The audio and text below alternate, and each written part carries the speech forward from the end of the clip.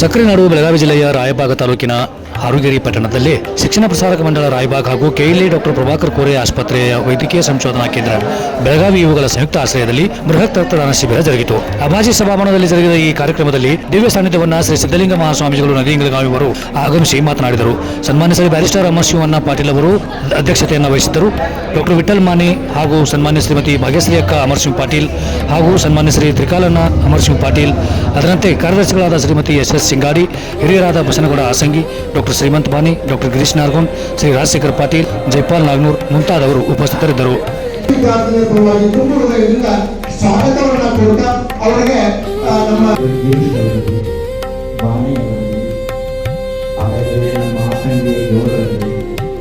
ಈ ಸಂಸ್ಥೆಯ ಅಧ್ಯಕ್ಷರಾಗಿರ್ತಕ್ಕಂಥ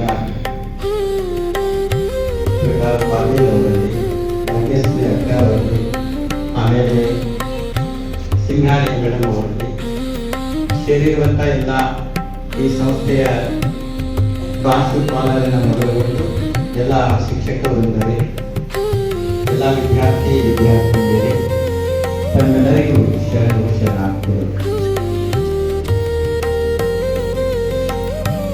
ಕೆಎಲ್ಇ ಸಂಸ್ಥೆಯ ವತಿ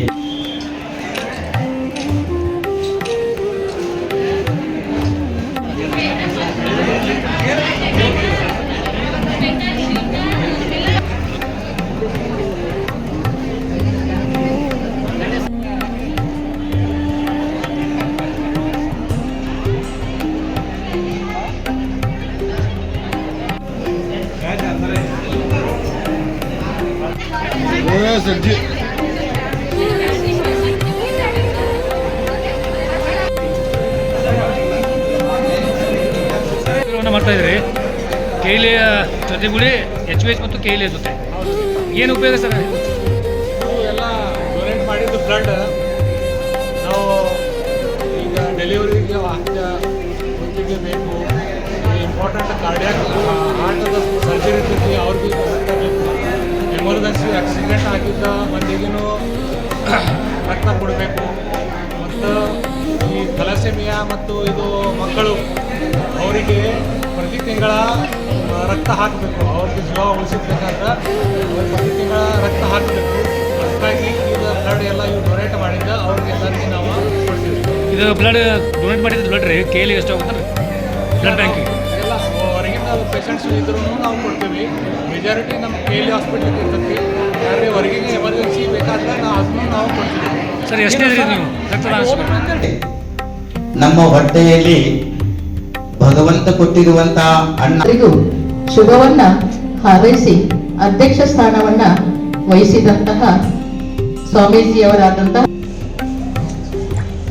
ಬನಾಜಿ ಈಗ ಕೆಎಲ್ಇ ಸಂಸ್ಥೆಯೊಂದಿಗೆ ನಮ್ಮ ಶಿಕ್ಷಣ ಪ್ರಸಾರಕ ಮಂಡಳವು ಕೂಡ ರಕ್ತದಾನ ಶಿಬಿರದಲ್ಲಿ ಕೈ ಜೋಡಿಸಿದೆ. ಇಂಥ ಸಂದರ್ಭಕ್ಕೆ ತಾವು ಯಾವ ರೀತಿ ಅಭಿಮತವನ್ನು ವ್ಯಕ್ತಪಡಿಸ್ತೀರಿ? ಯಾವ ರೀತಿ ಅಭಿಮತವನ್ನು ವ್ಯಕ್ತಪಡಿಸ್ತೀರಿ ಈ ಸಂದರ್ಭದಲ್ಲಿ ರಕ್ತದಾನ ಶಿಬಿರವನ್ನು? ಕಾರಣ ಅಂದ್ರೆ ದಿವಸದಿಂದ ಬೆಂಕಿ ಇತ್ತು, 51 ಮಾಡಿದ್ದೀವಿ.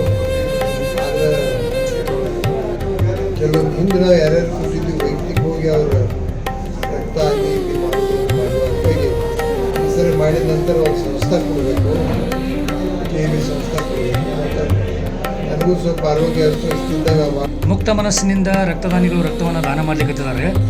ಮುಕ್ತ ಮನಸ್ಸಿನಿಂದ ರಕ್ತದಾನಿಗಳು ದಾನವನ್ನು ಮಾಡ್ತಾ ಇದ್ದಾರೆ. ಅವ್ರಿಗೇನು ಹೇಳಿ ಕೆಲಸ ಪಡ್ತೀರಿ? ಭಾಳ ಅವರು ಒಳ್ಳೇದು ಮಾಡ್ತಾರೆ, ಮಾಡಲಿ, ಅವ್ರಿಗೂ ಒಳ್ಳೇದಾಗಲಿ. ಯಾರಿಗೆ ರಕ್ತ ಹೋಗಿ ಅವರು ಬೆನಿಫಿಷರೀಸ್ ಯಾರು ಯಾರಿಗೆ ಅವ್ರಿಗೂ ಒಳ್ಳೇದಾಗಲಿ ಅಂತ ಈ ಸಂದರ್ಭದಲ್ಲಿ ಎಷ್ಟನೇ ದಿನ